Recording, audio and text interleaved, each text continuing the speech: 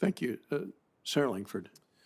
Senator Brasso, thank you. I do want to associate myself with, as well, the opening comments that you and the chairman both made today on our energy and our responsibility to what's happening in Ukraine right now and to Europe. They are in need of energy resources quickly. And I know while there's been comments of some to say, let's do some work so that we can provide resources for them in the next 10 to 15 years, they can't wait the next 10 to 15 years. They need some help right now. And so if there's research and ways, if there's permitting changes that can be done to be able to increase the capacity for the United States to be able to provide energy issues there, be very, very helpful. Also wanted to be able to say there's several good bills that are in this dialogue today, but one of them is one of the just what I would affectionately call a nuisance bill. It is a bill where Congress wrote up whistleblower protections for the Department of Energy and the Nuclear Regulatory Commission. Thought we made it pretty clear, and some creative attorneys are now reinterpreting it and saying, no, the whistleblower protections are not the same in that. And so we are providing clarity to be able to make sure there's whistleblower protections there in the way the text is actually written to make it very, very clear that this is what we intended to be able to provide. And so we're working our way through that. Oh, that's great. That's great to hear. Glad to be able to get that. Glad to be able to get that. Senator Brasso made a comment as well earlier just about the lack of variety in locations for investment. There's a bill that's obviously we're dealing with today as well that says not less than 10% of the research funding goes to this set of states where they get very little research funding in the days ahead. My concern is that becomes a ceiling rather than a floor.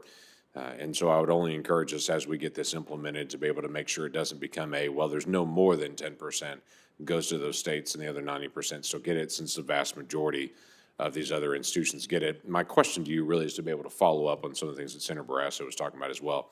And that is the actual advisory committees and the selection groups that actually select where grants are going to go. It seems interesting to me that there seems to be in many of these selection groups for grants, a group of folks that, let's say 8 of the 10 of them graduated from Harvard or Berkeley or wherever it may be, and Stanford, and then amazingly, the research grant goes to that university as well disproportionately.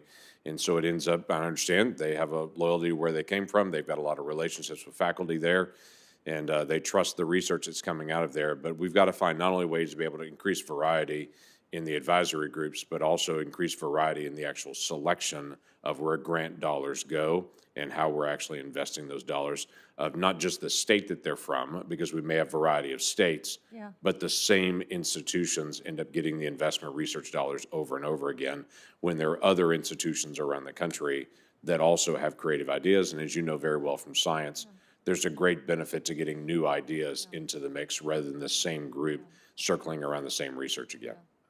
Thank you, Senator Lankford, for those comments, because they're very thoughtful. Let me say just a few things about that. The advisory boards themselves that are not really so intimately involved in making the decisions about where the grants go. Right. That really falls on the program officer getting reviews from a contingent of reviewers. And those, I have to say that those reviewers are usually from quite a diverse group of institutions. And so the Office of Science works very hard at that. National Science Foundation works very hard at that too. Getting enough reviewers to do all this work is always a challenge. And so what I recommend when I go visit smaller institutions that have less research, what I recommend is to have faculty there volunteer in those other institutions, volunteer to be on those committees, because the program officer is delighted to see someone volunteer, because that's where you learn how the process works. That's how you can put input on other institutions like yourself.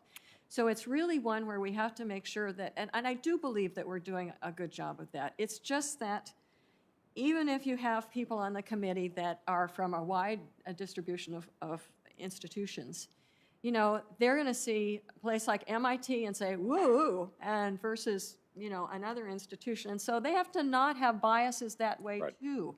And so you increasingly are seeing agencies, including the DOE, talk about not only conflict of interest, so you have to declare, right, any conflict of interest, but also get away from these biases that are so inherent in what we were doing.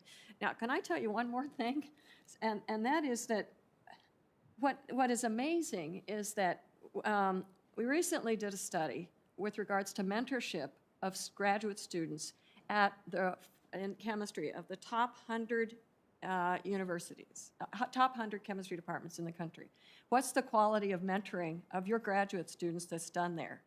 Broke it up into the top 10 rated by how much money they get and so forth.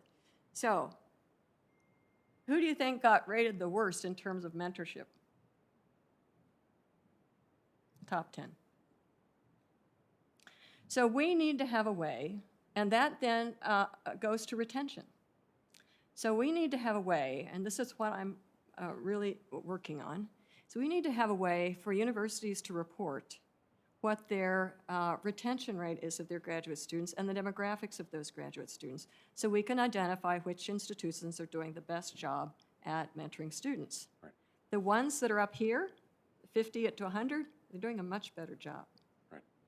Smaller groups, more attention. Now that's just for chemistry, but I think it's things like that we need to put into place to have those that are in the other, rated higher, rated, lower, the number, that they get recognized for really putting out good students and mentoring them, because that's the retention that is going to fuel what we're doing. Right. That's why I raised the issue on the advisory committees and the selection groups, because what I want to follow up on is what Senator Barrasso was saying. The advisory committees are important, but if it's the same group of folks making the selections over and over again, they're going to return grants back to the same locations where they have relationships, they visited it, they were there last year to be able to see what happened, they talked to those folks that were there last year and they know they're doing good work, and so they continue to accelerate dollars there.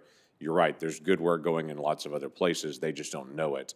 And so it's expanding that, whether that is creating rotations, whether that is creating term limits for those individuals. They can only do it X number of years. And I've talked to folks in the research area, they say, well, we can't do that because there's a limited number of people. But there are ways there are folks all around the country. It's just a matter of recruiting them and knowing that there is going to be an opening and getting more faculty to be able to step up and be able to volunteer, to be able to engage with it. I agree with both. I'm just saying it's putting in the structure to be able to make sure that we do break this cycle to look at more research in more places. Yeah, but I do think that in the Office of Science, we do work very hard at that. I mean, I've been down here and now up here, and so I've seen things go through. Everything can be improved. You can always improve things. But on the other hand, I feel very good about the commitment of the program officers that I've worked with over the years to really put together a diverse team of reviewers. But it's also age, right? Because the younger people that you get that get on those review panels, they learn how the system works, right? And so even the age demographics is really important. Thank you. Mm-hmm.